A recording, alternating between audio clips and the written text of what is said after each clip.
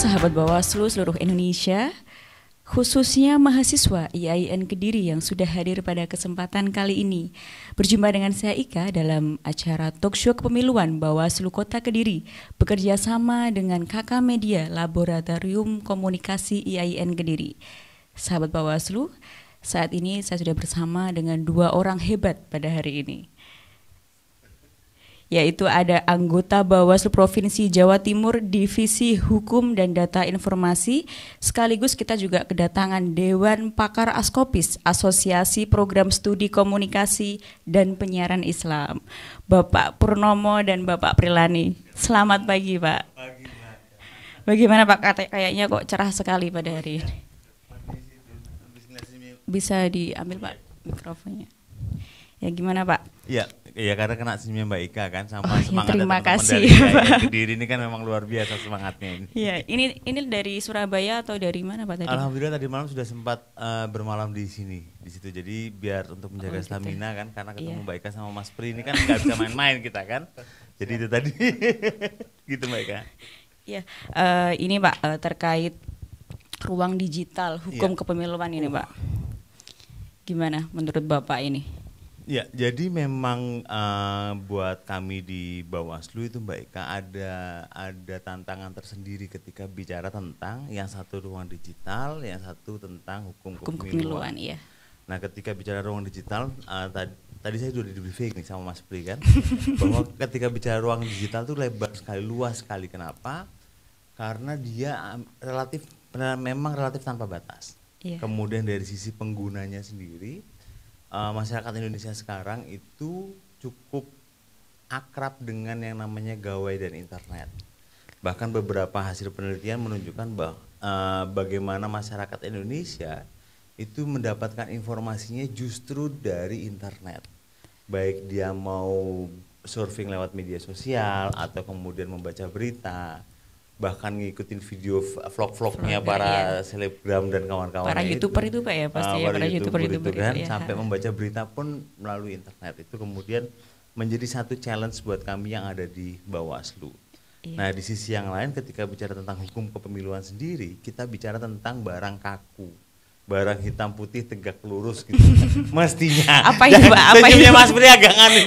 Jadi kalau bicara hukum pemilu itu kan mestinya ngomong barang hitam putih tegak lurus dan kawan. Nah, dan mau tidak mau diakui atau tidak, hukum pemilu masih belum menjadi satu tema informasi yang cukup menarik bagi masyarakat. Masyarakat lebih tertarik lihat acara kawinannya seleb gitu kan, atau nanti ke depan ini mau ada 7 bulanan. Iya kan, itu kan jadi jauh lebih menarik buat masyarakat daripada ketika kita bicara tentang hukum pemilu. Jadi kita bicara kontennya itu lebih menakutkan. Nah, itu menurut saya itu yang jadi tantangan buat kami di Bawaslu. Nah, bagaimana kami menyiasati itu? Jujur saja teman-teman Bawaslu khususnya yang ada di divisi Humas itu sudah mencoba untuk memaksimalkan seluruh media sosial yang ada atau yang disediakan. Iya. Kita punya dari website, IG, bahkan yang terbaru adalah kita punya TikTok. Sampai sebegitunya Mas Pri, kami mencoba untuk tapi kita nggak ikut goyang-goyangnya ya, maksudnya kita nggak apa-apa Pak, kalau ikut goyang-goyang itu nggak apa-apa. Tambah nanti bisa menarik masyarakat juga Pak kalau gitu. Lebih khawatir daripada menarik, lebih banyak jadi nightmare-nya. Karena kita bayangkan yang hitam besar seperti saya kemudian harus goyang-goyang gitu kan agak nakutin. Hitam gitu besar biasanya lebih menarik Pak. Gitu ya. Oke, petunjuk itu Mas Pri. Sinyal kode titik. Hashtag kode keras gitu kan. Nah, sampai di TikTok kita coba gunakan untuk mendekatkan kami dengan masyarakat untuk menyampaikan informasi, karena memang mau tidak mau diakui atau tidak, hukum pemilu itu memang lebih lekat dengan kami daripada teman-teman KPU. Ketika bicara pelanggaran itu akan ke teman-teman Bawaslu. Ketika bicara tentang penyelesaian sengketa akan bicara ke Bawaslu. Cari petunjuk apa yang boleh dan apa yang tidak boleh itu akan lebih banyak ke Bawaslu daripada ke teman-teman KPU. Nah, itu menurut saya jadi tantangan, dan kenapa begitu dapat undangan dari IAIN Kediri ini langsung, ini penting ini. Apalagi ketemu kemudian saya ngeliat Mas Pri, ini saya harus ngawu kerso ini kan ke beliau gitu kan, terkait dengan apa, siap salah nanti sama-sama push up kita Mas. Jadi itu yang menurut saya jadi tantangan buat kami di Bawaslu, dan menurut saya memang forum kali ini menjadi bagian dari kami mendapatkan masukan dari masyarakat sebenarnya bagaimana membumikan isu-isu terkait dengan hukum kepemiluan ini dengan yang menjadi kebutuhan dari masyarakat sehingga hukum dan pemilu itu tidak lagi menjadi barang yang menakutkan gitu Mbak Ika. Ya baik, itu tadi dari pandangan secara umum dari Bawaslu ya Pak. Kemudian Pak Prilani nih dari sebagai Dewan Pakar Askopis bagaimana Pak? Era digital terlebih di hukum kepemiluannya seperti apa? Jadi kalau saya melihat ini ya Mbak, pertama dasarnya kalau saya terlalu akademis nanti nggak enak. Jadi intinya gini, teknologi itu kecepatan teknologi itu tidak akan terkejar oleh regulasi. Itu password utamanya.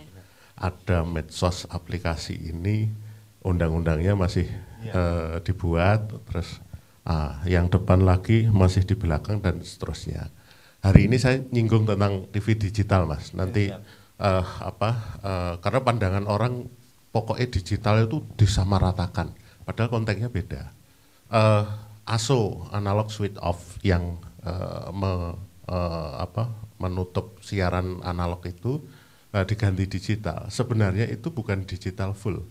Misalkan itu ya contoh. Masyarakat taunya itu siaran digital melalui satelit, padahal itu TV free to air yang terestrial. Nah, bahasanya keren-keren kayak gitu. Jadi mohon bahasa maaf Pak, Kominfo. terestrial seperti apa itu Pak saya?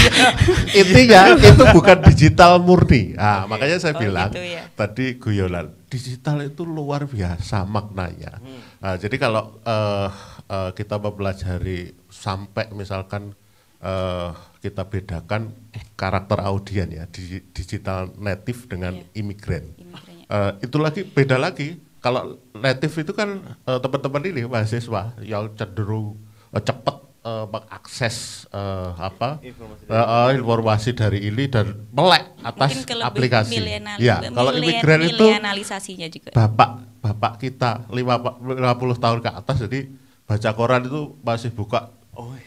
Jangan gitu. Jadi asumsi bayangannya adalah kalau kita ngeliat berita itu harus ngeliat koran. Iya, baca pesan, dokumen harus print-printan. Teman-teman Pemda yang sudah pensiun gitu, pakai kacamata, ngambil kopi, gitu contohnya.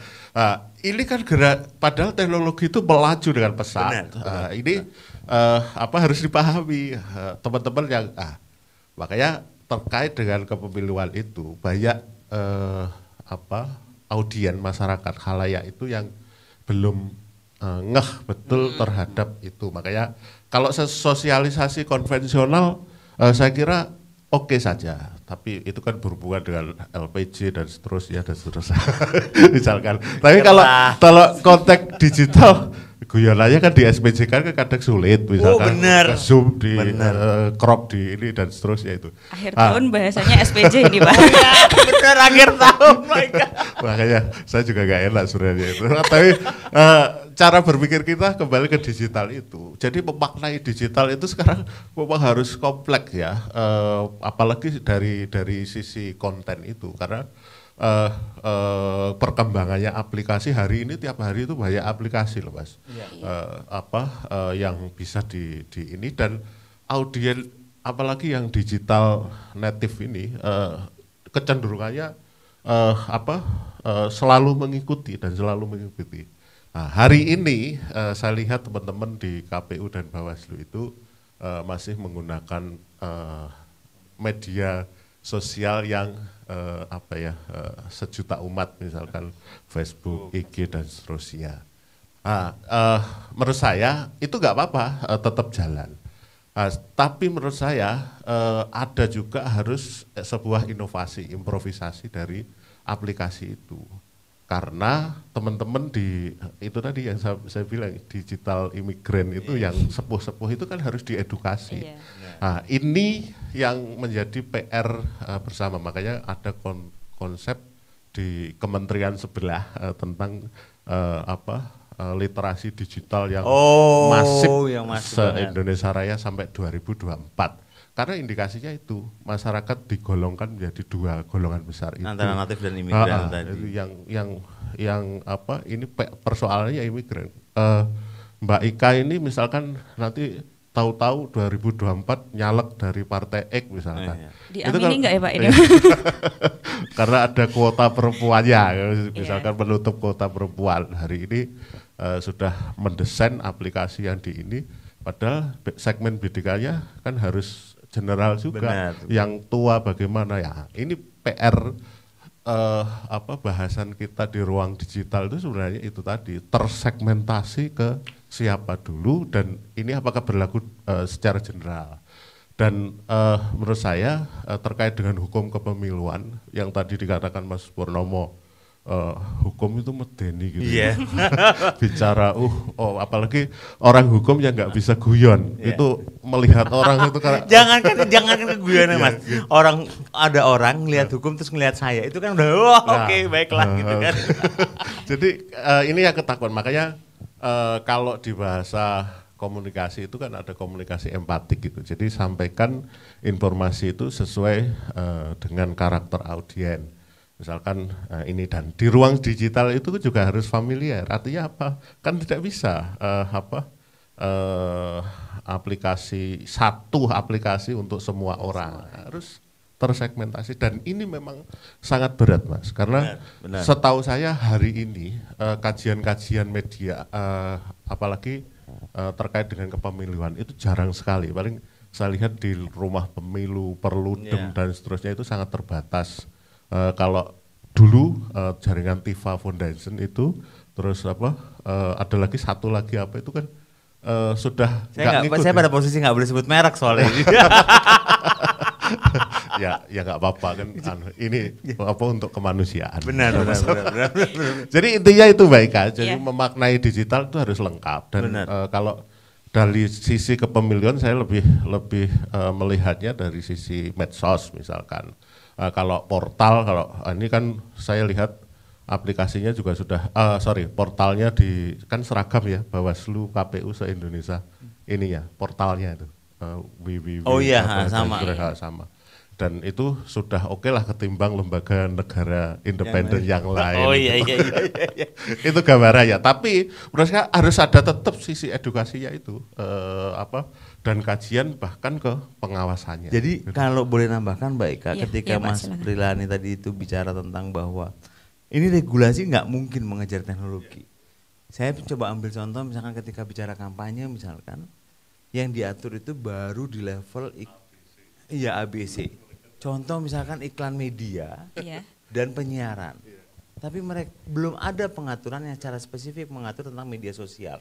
Iya benar Pak. Iya, Kak? Saya pun juga masih belajar ini terkait media sosial juga ini. Makanya itu, jadi ketika bicara AdSense di Facebook, IG dan kawan-kawan itu masih bagian dari blank spot. Nah itu yang menurut saya itu tadi masih banyak PR. Jadi kalau Mas Priani tadi kan mencoba untuk menembak dari hulu ke hilir nih. Dari aturannya itu masih banyak yang blank spot gitu kan. Kemudian ketika bicara praktek di lapangannya, ternyata masih memang dibutuhkan nih banyak edukasi ke masyarakat, khususnya yang masuk ke kelompok imigran itu tadi. Nah yang menarik adalah kami dengan tantangannya selain di luar Mas Pri, di dalam kami juga butuh penguatan SDM sebenarnya, karena kami bisa jadi masuk yang di imigran. Iya kan? Lu percaya atau tidak, saya lebih suka paraf surat fisik daripada paraf surat digital. Iya, lebih gitu sulit kan? Pak, itu lebih rumit itu posisinya. Dan percayalah tanda tangan saya masih manual, belum yang barcode itu. Padahal pimpinan kami di RI sudah yang level barcode. Jadi sudah barcode. Jadi menurut saya ketika bicara ini itu memang bicara tentang proses evolusi. Kita memang mau nggak mau harus pelan-pelan mengikuti dengan arus zaman yang ada. Di sekarang misalkan memang baru di level RI yang tanda tangannya elektronik. Ke depan rencananya RI adalah diturunkan setidak-tidaknya sampai di provinsi dan kabupaten kota, itu yang pertama. Yang kedua, dalam tahun ini kami juga hendak menggagas terkait dengan legalitas dokumen elektronik dalam kepemiluan. Iya kan, karena mau tidak mau dokumennya pemilu ini kan barang mahal Mas. Bisa jadi peserta atau caleg dia harus beli di siapa hanya untuk mendapatkan dokumen yang seharusnya menjadi haknya mereka. Itu kan menjadi komplikasi sendiri. Itu masih sebagian kecil dari ruang digital, karena benar kata Mas Prilani tadi, ketika bicara media sosial, ketika bicara portal, itu bisa jadi baru di level formal, belum sampai ke bahasa komunikasi empatik sebagaimana yang dikatakan Mas Prilani tadi. Padahal bagaimana kita bisa menyentuh masyarakat kalau bahasanya bahasa pasal yang dipakai. Sanksi pidana, penjara. Ya Allah wis bahasane kaku, isine penjara kan lengkap penderitaan gitu kan. Jadi sulit diterima masyarakat benar, itu Pak. Nah, itu menurut saya yang memang saya sih sangat bersyukur atas kerjasama antara Bawaslu Kota Kediri dengan IAIN Kediri sekali lagi karena lewat kegiatan seperti ini Mas, kami bisa belajar banyak tentang bagaimana mengenal audiens dengan baik karena bagaimanapun juga gaji kami ini kan dibayar dari pajak rakyat yang bahkan belum tahu nih nanti mau makan apa gitu kan. Jadi tugas kami memang untuk memberikan pelayanan kepada masyarakat dan dengan mekanisme seperti ini kami bisa tahu masyarakat itu sebenarnya maunya seperti apa gitu Mbak Ika. Ya baik, terima kasih Pak. Luar biasa sekali di penjelasan satu pertanyaan ini Pak. Ini kan iya. Ini belum beberapa pertanyaan. Ya kalau berkaitan dengan pemilu juga nih Pak, terkait ruang digital sendiri, mungkin nggak sih Pak pemilu ke depan itu khususnya di Indonesia melakukan electoral voting dalam pemilihan? Mungkin dari Pak Pur dulu bagaimana Pak? Jadi kalau bicara tentang electoral voting itu sebenarnya bahasanya begini Mbak Ika, tidak ada sesungguhnya tidak mungkin. Iya, karena sesungguhnya yang pasti adalah perubahan gitu kan. Cuma yang ada beberapa variabel yang memang harus dihitung. Yang pertama, ketika bicara teknologi, kita sesungguhnya tidak hanya bicara tentang electoral voting. Kita juga bisa bicara tentang electoral recap sama electoral register. Jadi maksudnya electoral recap itu adalah proses rekapitulasi yang dilakukan secara elektronik. Sedangkan electoral registration itu adalah proses pendaftaran pemilihnya. Nah, jadi bisa jadi tidak harus fokus ke electoral voting, itu yang pertama. Yang kedua, kalau kita melihat kecenderungan yang ada secara global, Amerika Serikat saja misalkan tempat saya berguru beberapa bulan di tahun 2016, angka penggunaan e-voting atau electoral voting itu sesungguhnya jauh lebih menurun. Jadi lebih banyak negara bagian yang memutuskan oke, kita gado-gado aja. Ada yang electoral voting, ada yang manual. Itu. Bahkan yang paling menarik kan Pilpres 2016 kemarin, di mana ada kecurigaan adanya hacker dari Rusia misalkan. Semata-mata karena penggunaan electoral voting. Dan percayalah, sebagai orang yang pernah ada di hadapan mesin e-voting itu, is not as easy as we thought. Itu tidak semudah yang kita bayangkan. Itu apalagi pandemi, satu monitor kan harus ditotal oleh banyak orang kan. Dan yang terakhir adalah bicara tentang karakter masyarakat Indonesia. Bicara pemilu itu masih bicara tentang pesta demokrasi, masih bicara tentang bagaimana guyupnya masyarakat ketemu tonggone 5 tahun pisan. Ya kan, mohon maaf, jangan dibayangkan yang perumahan itu, tapi ada kelompok masyarakat lain yang bisa jadi nggak pernah ketemu tonggo sama sekali. Dan pemilu itu menjadi satu momentum di mana semua ketemu untuk menyelenggarakan hal yang sama. Nah di situ jadi ada yang sebelum terakhir, yang paling terakhir cost, karena ternyata cost yang harus dikeluarkan bisa jadi jauh lebih besar jika dibandingkan dengan penyelenggaraan pemilu secara manual, apalagi pengadaan mesinnya. Jadi bayangan saya ketika saya berangkat ke Georgia, Amerika Serikat itu, alat itu dia harus dibuat, kemudian dia harus dirawat, kemudian harus dipersiapkan kembali sebelum pada akhirnya bisa digunakan kembali. Dan itu bukan 1 tahun proses, tapi 5 tahun proses. Nah yang berbeda adalah kalau di Indonesia kan pemilu 5 tahun sekali ya. Nah di Amerika Serikat mereka diuntungkan karena pemilunya secara relatif dilakukan 2 tahun sekali. Karena apa? Karena baik anggota Kongres ataupun House of Representative itu dua-duanya itu ada midterm. Di situ jadi mereka pemilunya itu setiap 2 tahun sekali ada pemilu. Nah, proses pemilihan alatnya jauh lebih mudah, jauh lebih murah. Nah, kita 5 tahun sekali. Bisa jadi sudah ada keraknya sarang laba-laba gitu kan dari sebelum digunakan. Nah, dan kalau buat saya pribadi, hal-hal seperti itu justru membuat kita akan lebih banyak boros di proses pengadaan daripada dari esensi pemilu itu sendiri. pesta demokrasi dan kedaulatan rakyat gitu Mbak Ika. Itu lebih efektif dan efisiennya yang manual gitu Pak ya, nggak daripada Sampai yang detik ini e-votingnya begitu. bisa dirasakan. Mungkin dari Pak Perlani Pak, gimana Siap. Pak? Jadi kalau saya melihatnya dari kacamata akuntabilitas ya, Iya. ketika sebuah alat tool itu digunakan untuk menguji atau bahkan menjuri atau menghakimi, itu kan harus ada garansi bahwa alat itu netral, alat itu ini dan seterusnya. Karena kita itu hidup di Indonesia majemuk, banyak prasangka di antara kita, banyak ini betul lo bener kaya apa kalau orang mau sudon mau apa kan gitu. Jadi ini perlu perspektif itu yang dibangun. Jadi kalau menurut saya sama dengan teknologi hybrid itu Mas. Jadi konvensionalnya jalan, analognya jalan, digitalnya jalan. Itu main dua kaki itu. Jadi ada kalau memang digitalnya bermasalah, analognya jalan ya manualnya. Tapi dalam kacamata efisiensi pekerjaan, kalau saya membayangkan gini ya, pekerjaan pemilu itu kan luar biasa ribetnya dan seterusnya, apalagi kalau Jawa masih ini, kalau coba bayangkan luar Jawa itu kotak suara aja berapa hari dikirim baru nyampe, itu gambaran itu kecil ya, fakta di lapangan. Terus dari sisi penyelenggaraannya sudah mabuk, apalagi dari sisi pengawasannya. Naruh barang itu tadi Mas Purnomo bilang, kita beli barang itu saya kayak alat-alat ini, kita beli gampang, ada duit barang jadi. Persoalannya setelah itu bisa kita terkait dengan SDM dan seterusnya. Makanya dalam konteks ini menurut saya konsep hybrid itu antara memadukan analog dengan digital atau digital dengan manual itu tadi, kalau di media itu istilahnya konvergensi Mbak. Itu bagaimana lagi Pak? Itu kayaknya kita butuh kuliah 2 SKS sama Mas Prilani ini asli. Nggak cukup 1 hari ini Pak kayaknya terkait uang digital ini.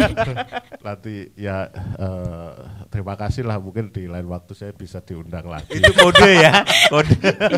Siap, kode diterima Mas Pri. Paketan 2022 sudah disiapkan ya nggak apa-apa, guyon saja. Karena saya di kementerian yang lain juga sudah di ini Mas, konsep-konsep mereka tentang digital ini, apa yang menjadi tren yang ditangkap dan kita mau masuk di mana itu sudah dipikirkan ke situ. Nah, makanya kalau konteks kepemiluan itu saya juga membayangkan, jadi KPU-nya dan Bawaslu-nya itu kalau IT-nya luar biasa itu menurut saya juga memperingan cost tadi, terus secara pekerjaan efisiensi dan seterusnya itu Mbak. Jadi intinya sebenarnya digital itu alat untuk memperingan pekerjaan, tapi masalahnya itu tadi, orang bisa memanfaatkan enggak. Nah, kalau ada kekosongan di situ yang saya bilang tadi, ada program literasi digital, itu dikasih sosialisasi, bahkan kalau perlu tadi TV digital, set top box-nya kalau TV lama itu nggak bisa pakai set top box. Nah, sekarang tadi guyonan saya, masyarakat ya diedukasi itu dipancing dengan misalkan pulsa gratis, nggak usah banyak-banyak lah, untuk paketan 10.000, 20.000 itu menarik menurut saya. Jadi ada kalau hari ini nggak gratis itu nggak laku loh Mas. Itu problemnya. Yang gratis saja percayalah Mas.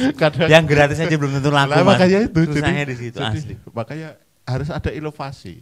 Dan bahkan tapi ada juga klausul yang mengatakan bahwa ini layak dijual harus dimahalkan. Maharnya harus dimahalkan. Itu desain-desain seperti itu. Makanya menurut saya yang penting itu berangkatnya dari kajian, Pak. Artinya dalam konteks itu tadi misalkan ini Bawaslu bicara tentang sosialisasi. Medsos ini efektif enggak? Kalau misal coverage areanya Kediri, kota Kediri, kan bisa dilihat dari akun-akunnya. Kalau sekarang kan alhamdulillah akun-akun yang enggak jelas itu kan sudah banyak yang di take down dan seterusnya itu. Jadi hari ini tuh usaha menurut saya yang paling penting yaitu tadi diusahakan by data. Kendala-kendala yang ada di medsos yang dipakai untuk kepemilian itu apa, sambil menurut saya Mas Purnomo ada langkah konkret dari Bawaslu juga untuk mendesain tadi perangkat regulasinya, plus memang aplikasinya seperti apa. Itu menurut saya kalau itu bisa muncul dari Kediri dan di ini ya catat tuh ya Jawa buat Timur luar kota biasa. Kediri ya. Iya kan gitu. Bahkan lo saya kemarin saya ya provokasi sih ke teman-teman di Dewan waktu ada acara itu. Undang-undang medsos kan sudah ditelurkan di ini 2019. Itu karena kegelisahan teman-teman media. Rujukannya sekarang kan medsos semua. Media mainstream tidak mendapat tempat. Makanya ketika bukan tidak mendapat tempat, tapi space-nya terkurangi, kegelisahan itu. Tapi menurut saya kalau bahasa idealisnya, sepanjang tulisanmu jurnalistikmu bagus, orang akan membaca, itu satu. Tapi ketika teman-teman masif di medsos itu juga gencar dan kontennya serampangan, mereka juga bisa masif, dan itu berbahaya. Makanya menurut saya kalau dalam konteks pemilihan ini lahirnya sebuah peraturan perangkat regulasi lah, itu terserah namanya peraturan atau apa itu diinisiasi oleh Bawaslu tentang fokus media sosial ini. Itu jadi terkait dengan medsos itu misalkan, karena yang paling dekat itu, yang paling dekat dari kalau bicara portal blog dan seterusnya itu kan masih ini, karena sekali di-share kalau medsos itu kan mengerikan. Cepat iya Pak, ya, cepat banget ya. Gitu, gambarannya gitu kan? Mas. Jadi ini pekerjaan berat kalau menurut saya. Kelihatannya ringan, alah medsosnya apa gitu. Nah, tapi itu medeli. Di situ Mas Pri, menurut saya yang cukup bagus dari paling tidak Pilkada 2020 kemarin. Kenapa? Karena di Pilkada 2020 kemarin. Jadi belajar dari pemilu 2019, di Pilkada 2020 ini kami bekerja sama dengan cukup erat dengan teman-teman platform. Di situ. Facebook, IG, Twitter, yang lebih agak scary itu kan yang Twitter. Nah, kami bekerja sama agar bagaimana caranya laporan dari masyarakat masuk bisa langsung dikontrol oleh teman-teman platform. Karena yang bisa atau yang mampu men-take down itu kan teman-teman platform. Di situ karena mereka punya dunianya sendiri nih, yang bahkan Kominfo hanya bisa ngomong ya sudah kalau kamu gak take down, platformmu saya tutup aksesnya ke Indonesia. Nah, itu yang kami bekerja sama dengan teman-teman dari platform. Hanya saja memang yang jadi kendala Mas Pri, itu tadi mata kami tidak cukup banyak untuk mengawasi. Jangankan platformnya, akunnya itu naudzubillah gitu kan. Ada misalkan gini, ada akun Purnomo 1, Purnomo 2 sampai Purnomo 1001 misalkan gitu kan. Itu menjadi satu tantangan yang tersendiri. Walaupun misalkan ada beberapa teman-teman yang sudah mampu memetakan, oh kalau ini pola penyebarannya seperti ini pola penyebarannya seperti ini. Tapi percayalah kami yang di Bawaslu misalkan memang tetap butuh bantuan dari masyarakat nih. Jadi kalau ada informasi atau ada postingan yang memang itu dianggap negatif, itu dianggap hitam, karena negatif campaign masih boleh, tapi black campaign is not allowed gitu kan. Kalau dia dianggap hitam dan dianggap sudah berbau sara, termasuk anatomi ya kan, suku, agama, ras dan anatomi tubuh gitu kan. Itu ayo dilaporkan kepada kami di situ, karena bagaimanapun juga kita tidak hanya butuh pemilu yang berintegritas, tapi dia juga pemilu yang kalau bahasa pemerintah sekarang berakhlak gitu ya. Jadi Islami Pak itu bahasa Islam. Islam Gitu ya, bahasa berakhlak Islam. gitu. Jadi karena agar tidak terlalu agar mainnya fair gitu aja. Itu sih Mbak Eka. Tapi kalau ngomong-ngomong terkait masyarakat pelaporan gini Pak, itu kan biasanya masyarakat. Tangannya kemana tadi? Oh iya, masyarakat. Iya, benar. masyarakat ini saya masyarakat. Benar. Bukan host berarti, bukan hanya host tapi masyarakat juga gitu. Masyarakat untuk melaporkan ke Bawaslu sendiri biasanya masih bingung gimana sih caranya Pak untuk pelaporan seperti apa dan harus bagaimana. Ya kan udah ada petunjuk dari Cak Nan. Gitu. Gimana Pak? Metu kono menggok kiri lurus wae. Ya mungkin itu kita sebagai masyarakat masih bingung harus bagaimana gitu loh Pak. Ya Terkait memang pelaporan. kalau itu masalahnya begini ya. Yang berada di Bawaslu itu Mas Pri, kami dianggap sebagai aparat penegak hukum. Dan karena kami dianggap sebagai bagian dari aparat penegak hukum, orang mau lewat depan kantornya aja udah keringet dingin gitu kan. Ngalang-ngalain lewat ke depan rumah mertua. Calon mertua itu jauh lebih menegangkan daripada lewat depan rumah calon mertua. Nah, menurut saya jangan karena bagaimanapun juga kami adalah lembaga negara yang memang bertugas untuk memfasilitasi masyarakat. Nah, di sini kami teman-teman sudah mencoba untuk mendekatkan diri dengan masyarakat. Harapannya tampang kami tidak semenakutkan yang ada di banyak masyarakat. Itu yang pertama. Yang kedua adalah dengan cara menginformasikan kepada masyarakat about how, bagaimana cara melaporkan. Karena begini Mbak Ika, kekhawatiran kami kan pada posisi nih yang harus di satu sisi harus menerima laporan masyarakat yang masuk, di sisi yang lain harus mampu memilah ini barang laporan atau fitnah. Di situ kan, karena kan fitnah lebih kejam daripada pembunuhan. Fitnah itu lebih kejam daripada tidak memfitnah gitu kan. Di situ jadi izinkan kami juga untuk mendampingi masyarakat ataupun peserta. Ini loh, kalau laporanmu itu mestinya begini. Ini loh, coba tolong ditambahin yang ini. Di situ sehingga ketika proses kajian atau ketika proses pembuktian itu jalannya jauh lebih mudah. Yang ketiga, yang harus juga dibedakan antara saat pilkada dan saat pemilu. Kenapa? Karena kalau pilkada, otoritas kami hanya sebatas pada rekomendasi, Mas. Tapi kalau sudah pemilu, otoritas kami sudah pada memutuskan ada atau tidaknya pelanggaran administrasi. Nah, itu kami bahkan saking inginnya kami mendekatkan diri dengan masyarakat, kami bahkan mencoba untuk melakukan sosialisasi itu tidak hanya melalui website tapi juga media sosial. Itu yang pertama. Yang kedua, baik di teman-teman penanganan pelanggaran ataupun penyelesaian sengketa, mencoba untuk membuat, kalau bahasanya Mas Pri tadi kan, nggak boleh nih ada aplikasi satu untuk semua, nggak boleh. Akhirnya kami punya yang namanya Sigaru, kami punya yang namanya SIPS untuk memfasilitasi agar masyarakat ini bahkan dia tidak perlu datang ke kantor, dia cukup membuka internet, mengakses di situ, memasukkan laporan dan kawan-kawannya. Jadi kami mencoba untuk membuat dan memanfaatkan ruang digital yang ada, tidak hanya untuk mempermudah kerja kami, tapi untuk membuat pemilu kita menjadi lebih baik. Itu sih baik. Iya, terus kalau dari Pak Priyono sendiri melihat masyarakat ini Pak, dengan adanya ruang digital yang Bawaslu ini bagian kan, saya deg-degan ini. Biasanya masyarakat itu.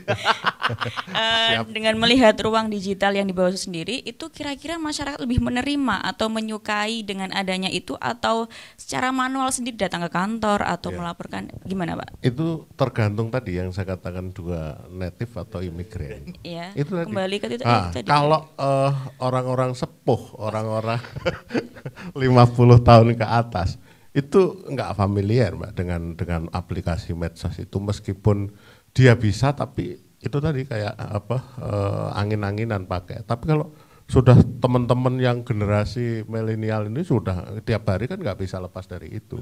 Nah sekarang yang saya bilang tadi, ini kan harus ada pilihan untuk masyarakat ketika mau melaporkan misalkan. Tapi saya ngomong melaporkan itu juga agak keras gitu ya, menyampaikan. Iya. Menyampaikan adanya dugaan. Bahasa undang-undangnya memang melaporkan kok Mas, gitu. tenang aja, enggak apa-apa. Jadi berarti orang-orang silahkan melaporkan itu kayak ke polisi atau ke ini ya, menyampaikan persoalan-persoalan itu. Misalkan secara pendidikan masyarakat dikasih pilihan saja, karena tidak bisa memaksakan itu digital yang oke banget terus ini.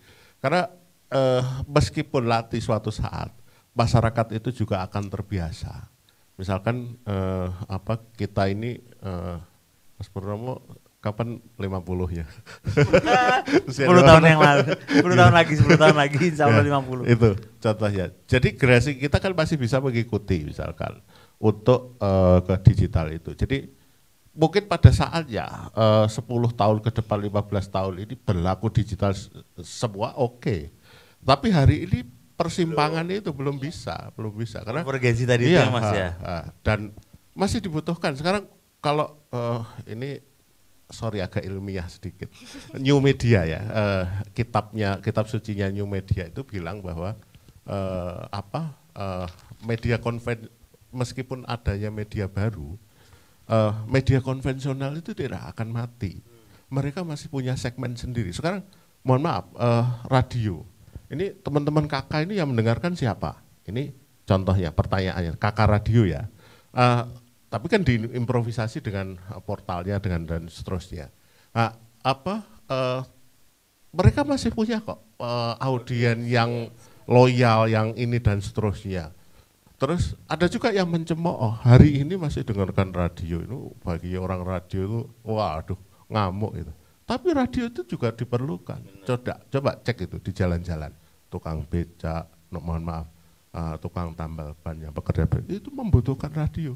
Dan yang diputer nggak mau yang berat-berat, dangdutan, lagu-lagu yang Cak Nan tadi, ya. Tarik mangga, itu contohnya. Pendekatan partisipatif yang menurut saya seperti ini kan yang lebih kena, Pak. Artinya apa? Ya kalau audien mau digital ya kasih digital, kalau mau konvensional kasih ini, tapi di tengah-tengah itu ya harus ada yang bermain, maksudnya geser-geser, goyah-goyah dan seterusnya. Begitu. Fleksibel aja berarti Pak terkait masyarakat ya. Dan memang tugas kami untuk menyediakan semua di situ, karena itu tadi kami harus pada posisi yang melayani baik itu yang natif ataupun yang imigran, karena kami pada posisi yang nggak boleh milih hanya melayani yang natif.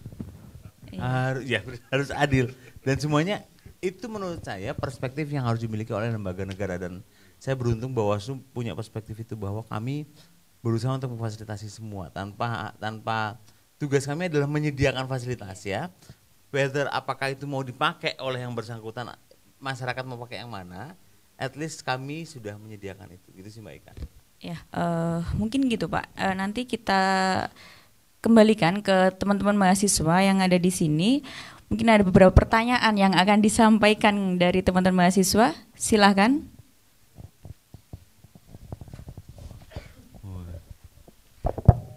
Assalamualaikum warahmatullahi wabarakatuh. Waalaikumsalam warahmatullahi wabarakatuh. Perkenalkan, nama saya Muhammad Izzat Qurtubi dari YN Kediri, mahasiswa Hukum Tata Negara semester 1. Saya ingin bertanya Pak, kepada Pak Purnomo lebih khususnya. Ini bukan karena saya yang paling kelihatan kan kalau kena cahaya begini. Dari tadi yang saya dapat dan yang saya tangkap, bahwasanya Bawaslu mendekatkan diri kepada masyarakat guna untuk menjadikan masyarakat itu tidak takut terhadap Bawaslu dengan segala cara pendekatan dari mulai media sosial sampai sosialisasi. Dan yang saya ketahui Bawaslu sendiri adalah Badan Pengawas Pemilihan Umum, yang dimana penyelenggara pemilihan umum itu KPU. Jadi kenapa yang didekatkan kepada Bawaslu itu masyarakat, bukan Bawaslu yang selalu mengawasi KPU. Sedangkan yang menyelenggarakan pemilihan umum itu kan KPU, bukan masyarakat. Dan masyarakat hanya menjalankan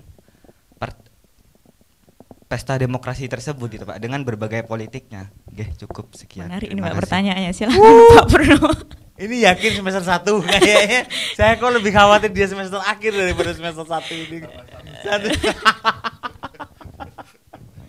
Gimana Pak? Oke. Ya, menarik karena izin yang pertama Mas, kita kan satu guru satu ilmu ya. Jadi kalau saya itu tolong dimaafkan. Yang pertama ketika bicara penyelenggara pemilu itu sesungguhnya bicara tentang satu kesatuan fungsi dari 3 lembaga, KPU, Bawaslu, dan DKPP. Jadi tiga lembaga ini sama-sama punya fungsi sebagai penyelenggara pemilu. Nah, saya dulu pernah di KPU juga, dan saya tahu persis bahwa teman-teman KPU punya program sosialisasi. Tapi kenapa Bawaslu yang mendekati masyarakat? Karena ketika melakukan pengawasan, kami pada posisi yang tidak mampu untuk melakukannya sendiri. Kami pada posisi yang memang harus bekerja sama, bergandengan erat, bahkan tidak hanya dengan masyarakat, termasuk dengan peserta.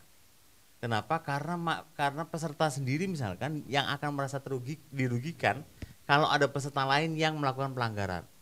Di situ. Jadi kami mencoba untuk mendekati masyarakat agar sama-sama menjaga proses pemilu. Dan memang begini Mas, kalau dilihat sepintas, seakan-akan kan kesana kayak gini.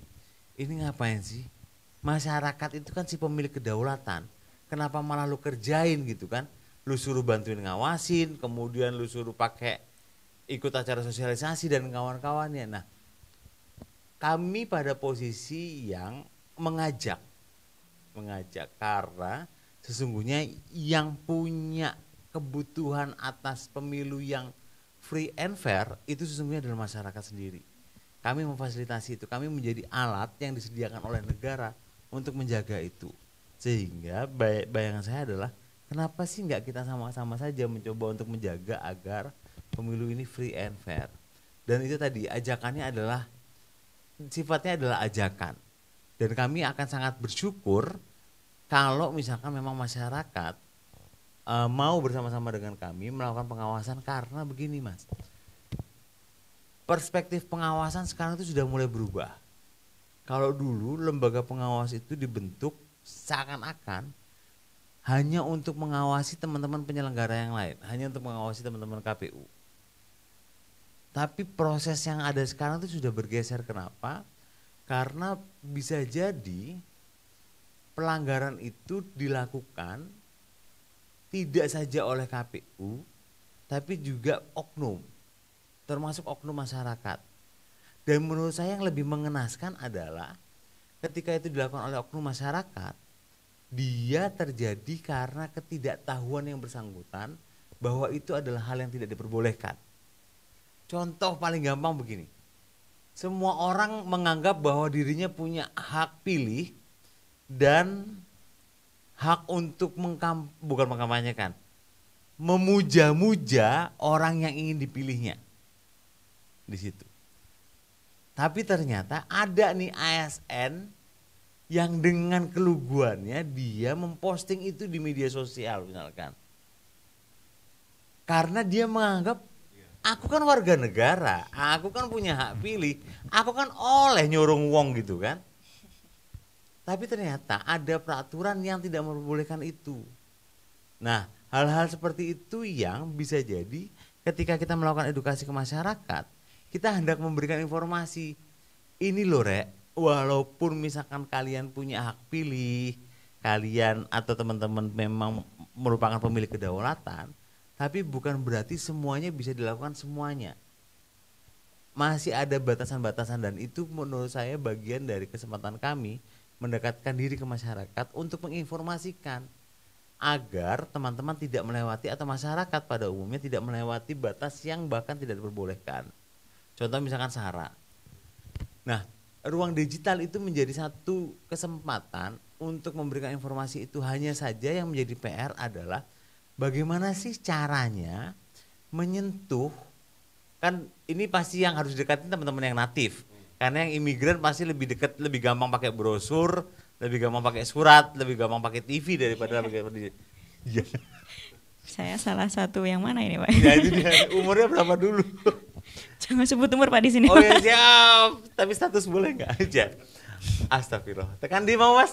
Iya, jadi yang menjadi kebutuhan dari kami adalah, mungkin abis ini kita bisa ngopi Mas, adalah bagaimana sesungguhnya informasi itu bisa kami sampaikan ke masyarakat yang natif agar lebih empatik di situ, untuk lebih mendekatkan ke kebutuhan teman-teman di lapangan. Karena percaya itu tidak, saya sebagai mantan mahasiswa, jangankan baca yang kayak gituan, baca buku diktat aja kan naudzubillah ya, apalagi baca yang apa sih ini tahun 2004 aja kok. Jadi itu menurut kami bagian dari kenapa acara ini ada, agar kami yang di Bawaslu bisa menampung aspirasi. bagaimana sih seharusnya bahasa itu disampaikan oleh kami yang dibayar oleh kalian, gitu sih Mbak Ika. Ya baik, gimana? Mungkin ada tanggapan dari teman mahasiswa yang bertanya? Karena jangan kopinya tadi itu, makanya cukup. Iya, ada lagi yang mau bertanya dari teman-teman mahasiswa, silakan. Oh, mahasiswi kali ini. Wow, luar biasa. Cantik sekali Pak ini, Pak. Perkenalkan, nama saya Venulia Intan Saputri dari IAIN Kediri, program studi hukum tata negara semester 1. Masih Bukan semester 1 juga ini, Pak. Semester 1 semua ini, luar biasa. Masih muda-muda ini teman-teman ini. Ya Baik, gimana? Tadi kan dijelaskan bahwa di tengah meningkatnya pengguna internet di Indonesia, media sosial itu tidak bisa dipungkiri keberadaannya itu sebagai salah satu sarana efektif dalam menyalurkan pendapat netizen kalau zaman sekarang penyebutannya. Lalu jika dikaitkan dengan hukum kepemiluan tadi, apakah saat ini sudah ada pengaturan, peraturan atau semacam undang-undang yang secara rinci dan tegas terhadap bentuk kampanye atau kepemiluan yang lainnya di media sosial khususnya. Lalu pertanyaan kedua, apa saja yang sudah dilakukan Bawaslu sebagai salah satu, tadi Pak Purnomo menyebutkan sebagai salah satu aparat penegak hukum jika terjadi pelanggaran di media sosial. Terima kasih. Yang pertama tadi Pak? Yang pertama tadi tentang peraturan, Oke. peraturan atau undang-undang semacamnya. Oke. Pak Purnomo lebih menarik ini kayaknya. Bukan begitu, asli saya merasa kayak lagi ujian disertasi gitu. Ini padahal yang nanya baru semester 1. Iya, apalagi kalau Enggak. semester 10 ya, semester 8. Enggak, saya jadi curiga sama yang diajarkan oleh para dosen ini kan. Ini jangan-jangan yang diajarkan S3 bukan S1 gitu kan. Jadi kuliah S3 tapi bayar S1 itu jadi luar biasa teman-teman IAIN Kediri. Yang pertama Mbak Vio. Mbak Vio ya? Oh Mbak Vino, oke. Mbak Vino dia. Kalau terkait dengan peraturan, kalau teman-teman, kalau kita sama-sama pahami adalah peraturan itu ada yang ada leverage-nya, ada level undang-undang sampai dengan peraturan teknisnya. Nah, yang jadi tantangan adalah yang pertama, peraturan di tingkat teknis itu tidak boleh bertentangan dengan peraturan yang ada di atasnya. Lex inferior derogat lex superior. Langsung roaming Mbak Ika. Itu yang pertama. Yang kedua, peraturan teknis tidak boleh mengatur yang tidak diatur oleh peraturan di atasnya. Jadi ada skup yang memang menjadi keterbatasan dari peraturan di tingkat bawah. Nah, yang jadi tantangan adalah ternyata kebuntuan di tingkat regulasi itu tidak hanya di peraturan teknis, tapi ada juga di level undang-undang. Dan ini menjadi semakin menantang dalam penyelenggaraan pemilu 2024. Kenapa? Karena baik pemerintah, DPR, kemudian KPU, Bawaslu sampai DKPP sama-sama bersepakat untuk tidak mengubah Undang-Undang Nomor 7 Tahun 2017. Nah, bagaimana cara menyiasatinya? Salah satunya misalkan terkait dengan metode kampanye media sosial misalkan, adalah dengan menyisir wilayah yang kira-kira dianggap terjadi kekosongan hukum, kemudian membuatkan jembatan antara pengaturan yang umum untuk bisa masuk ke peraturan yang sifatnya lebih teknis di situ. Itu menjadi kebutuhan. Yang kedua adalah bahwa sesungguhnya ketika kita bicara hukum, kalau Friedman itu dia tidak hanya bicara tentang teks, tapi bicara tentang struktur dan culture. Nah, itu yang bisa jadi juga menjadi bagian dari kita menjawab tantangan di bidang regulasi itu. Nah, untuk lebih panjangnya mungkin saya bisa jadi dosen tamu tapi mungkin saya nggak berani ngajar S3 di sini, ini menakutkan juga S1-nya aja begini kan. Kemudian kalau terkait dengan apa yang sudah kami lakukan, tadi saya sudah sempat cerita kalau kami punya hampir di semua platform, mau Twitter ada, TikTok ada, IG ada. Itu walaupun tadi dapat catatan dari Mas Pri kalau jadi kan butuh lebih nih Mas daripada cuma sekedar platform mainstream gitu kan. Itu yang pertama. Yang kedua, kami juga sesungguhnya sudah mencoba untuk membuat beberapa aplikasi yang kami harapkan mampu mendekatkan masyarakat natif, kelompok masyarakat natif. Kenapa? ada SIPS itu untuk penyelesaian sengketa, kemudian ada Sigaru terkait dengan penanganan pelanggaran, kemudian ada Siwaslu untuk pengawasannya. Ada beberapa aplikasi yang sudah kami buat dan harapannya memang mampu mendekatkan masyarakat kalau misalkan ditemukan adanya dugaan pelanggaran atau ada penyelesaian sengketa yang diperlukan. Di situ itu terkait dengan ruang digital yang memang kami ciptakan. Kemudian di sosialisasi kami ya dengan memanfaatkan medsos yang ada, kami punya podcast dengan mengundang beberapa masalahnya kan begini ya. Kita ketika bicara podcast itu seakan-akan semua orang bisa bicara tentang semua di situ, sehingga mau tidak mau kami memang pasti punya tantangan bagaimana caranya membuat isu hukum kepemiluan itu menjadi lebih menarik. Itu menurut saya yang jadi tantangan, Mbak, karena saya mungkin tidak tahu teman-teman ya, tapi saya dulu termasuk orang yang bosan di kampus. Tapi ternyata begitu keluar kampus, ya Allah kenapa bosanku dulu gitu ya. Karena ternyata yang kita pelajari di kampus itu baru kepake setelah kita nggak di kampus. Dan saya ya namanya penyesalan pasti belakangan ya, kalau duluan kan namanya pendaftaran gitu kan. Jadi keluarnya baru belakangan.